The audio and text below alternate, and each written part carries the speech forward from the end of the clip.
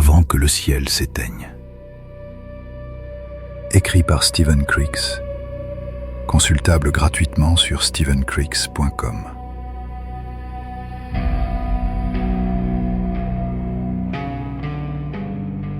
Chapitre 9. La Jeep quitta la base par l'ouest et s'engagea sur la County Road 42, une longue bande d'asphalte posée au milieu de rien. Le désert ressemblait à une mer beige, immobile. Quelques buissons secs, des troncs tordus, des lignes électriques qui vibraient sous un vent trop froid pour un mois d'août. On descendait en pente douce vers Henderson. La route serpentait entre deux collines basses avant de déboucher sur un plateau d'où l'on voyait toute la ville. Et c'est là que je le vis. Le checkpoint. Des jeeps alignés en travers de la chaussée. Des rubans de barbelés tirés d'un côté à l'autre. Des silhouettes en uniforme perchées sur des barricades improvisées, fusils en main. Un drapeau rouge battait au-dessus du poste de garde. Le signal militaire pour zone confinée. J'avais presque oublié qu'Henderson était bouclé. Daniels ralentit la Jeep. Le planton s'avança. Un jeune lieutenant que je connaissais seulement de vue.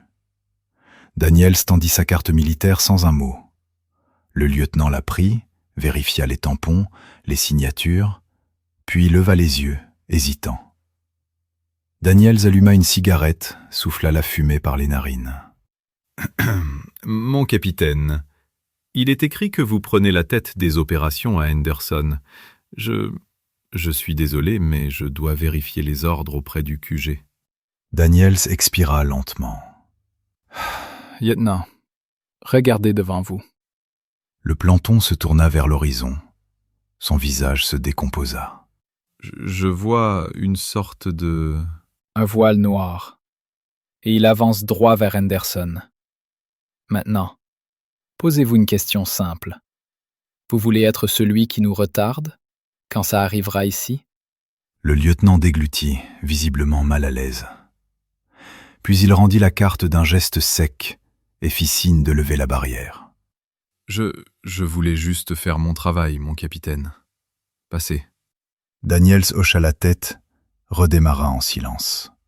Les gens qui étaient déjà au gymnase pendant la fête, on les a gardés là. C'était plus simple. Ils étaient regroupés, à l'abri, du moins autant qu'ils pouvaient l'être. Pour les autres, les patrouilles ont fait du porte-à-porte. Certains dormaient encore, d'autres refusaient de sortir.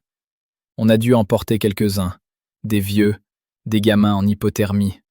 La Jeep passe un tournant, révélant Henderson écrasé sous une lumière blanche et froide. Le gymnase était plein en quelques heures.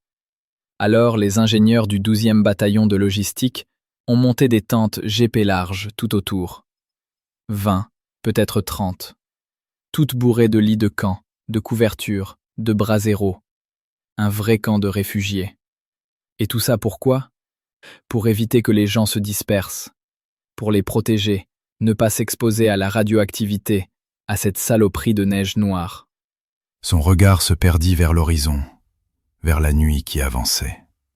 Et maintenant, il va falloir les convaincre du contraire, de nous suivre et de tout quitter derrière eux. Il secoua la tête, un rictus au coin de la bouche. Ça va pas être simple, Grant. J'espère que t'en as conscience.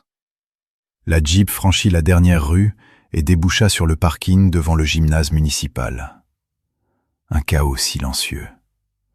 Des familles assises sur des caisses, des gosses enroulés dans des couvertures militaires, des vieux qui regardaient l'horizon comme s'ils attendaient un verdict. Des soldats distribuaient de l'eau, des rations, des couvertures. Mais personne ne parlait vraiment.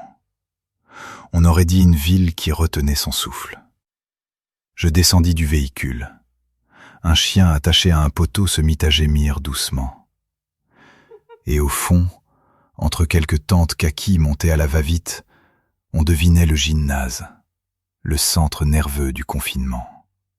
Là où les autorités locales avaient élu domicile.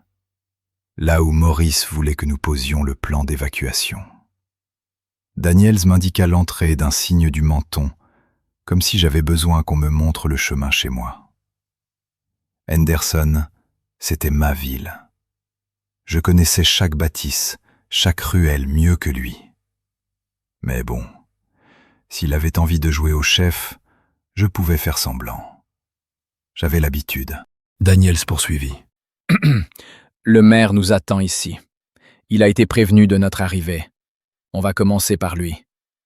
Il nous aidera à organiser une réunion avec toute la population.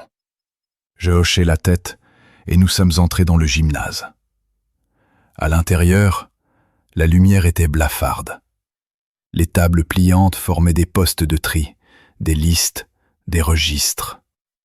Des lits de camp improvisés s'alignaient en rangs serrés.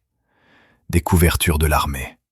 Des tables transformées en réserves de nourriture. L'odeur d'un café réchauffé trop longtemps. Des dizaines de voix se mêlaient. Fatigue, inquiétude, impatience. Et au milieu de tout ça, je la vis. Clara. Debout, derrière une grande cafetière en aluminium. Un tablier noué autour de la taille. Ses cheveux tirés en arrière, sauf quelques mèches folles qui lui échappaient, comme toujours. Elle servait un bol de soupe à un gamin. Elle lui souriait. Un sourire vrai, simple, si lumineux que même l'air du gymnase semblait moins lourd autour d'elle. Et elle était encore plus belle que dans mes souvenirs. Je sentis un mouvement à côté de moi. Daniels me regardait. Il avait ce demi-sourire ironique qu'il sortait quand il comprenait quelque chose avant tout le monde. « C'est elle, hein ?» dit-il doucement. Je n'avais rien dit, pas un mot. Mais il avait vu ma tête, et ça suffisait. Oui, c'est elle. Daniels hocha la tête, avec cette sorte de bienveillance bourrue que certains officiers savent avoir. « Va la voir, Grant. T'as 10 minutes. » Sans répondre, je m'approchai de Clara, presque timidement. Elle leva la tête et nos regards se croisèrent. Et tout le bruit du gymnase, les voix, les pas, sembla s'éteindre d'un coup. Plus rien n'existait, sauf ses yeux. « Steve !» Sa voix se brisa sur mon prénom. Elle lâcha la louche qu'elle tenait, le bol retomba sur la table dans un frémissement d'inox, et elle fit un pas vers moi, vacillant. Puis elle se jeta contre moi. Pas un geste mesuré, un retour à la vie. Ses bras se refermèrent autour de mon cou, son visage trouva le mien. Sa respiration heurtée vibrait contre ma gorge. Et ce baiser, un baiser qui me transperça, comme si toutes les heures passées à la rêver éclataient enfin. Je sentis le sel de ses larmes sur mes lèvres. « Steve, j'ai cru que tu étais mort. » Clara. Elle s'écarta juste assez pour me regarder. Ses yeux étaient rouges, brillants, pleins de tout ce qu'elle n'avait pas dit. « Il y a des rumeurs, partout. On dit que des soldats sont morts là-bas, qu'ils reviennent pas. J'ai cru que tu étais l'un d'eux. J'ai cru t'avoir perdu. » Je posai mes mains sur son visage, doucement. « Clara, je suis tellement heureux de te voir. Tu peux même pas imaginer. » Elle ferma les yeux une seconde, comme si elle voulait graver mes mots, ma voix, ma présence. C'est en imaginant le pire que j'ai compris que je tenais à toi. Beaucoup plus que je ne voulais me l'admettre. Tu étais dans toutes mes pensées ces derniers jours. Elle rouvrit les yeux et sembla me regarder comme si j'étais la seule personne au monde en qui elle avait confiance, dans un monde qui s'effondrait. Steve, j'ai peur. Depuis cette nuit-là, tout a changé. Les rues sont vides, les militaires partout.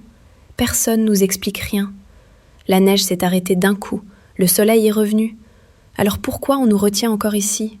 Elle mordilla sa lèvre, hésitante. On dirait que personne ne veut qu'on sorte. J'ai l'impression qu'on nous cache quelque chose. Ça me rend folle. Je pris le temps de répondre. Je ne voulais pas l'alarmer davantage, mais je ne voulais pas lui mentir non plus. Clara, il s'est passé quelque chose de très grave. Henderson est en danger, Clara. Un grave danger. C'est pour ça que je suis ici. Organiser l'évacuation. Elle blêmit, une main crispée sur son tablier. Il faut partir? C'est les Russes, n'est-ce pas? La 3e guerre mondiale? C'est ça, Steve? Je secouai la tête. J'aurais presque préféré que ce soit les Russes. Au moins, j'aurais pu savoir qui combattre. Viens, je vais te montrer. Nous sortîmes du gymnase. L'air glacé nous gifla le visage. Je fis quelques pas et m'arrêtai au bord du trottoir. Regarde là-bas. Elle leva les yeux. Son visage se décomposa. Le linceul noir avait encore avancé. Une muraille d'obscurité pure, compacte, sans horizon. Comme si la nuit avait décidé de marcher et de tout engloutir sur son passage.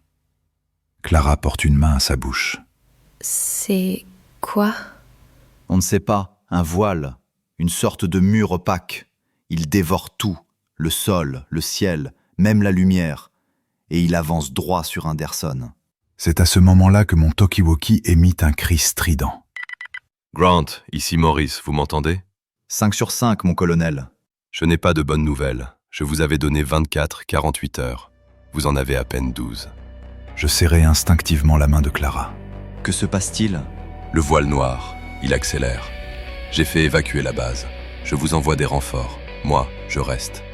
Je n'ai jamais fui devant l'ennemi, quel qu'il soit. Il y a autre chose, Grant. Carter a disparu, avec son appareil. Le hangar est vide. Comme si tout ça n'avait jamais existé.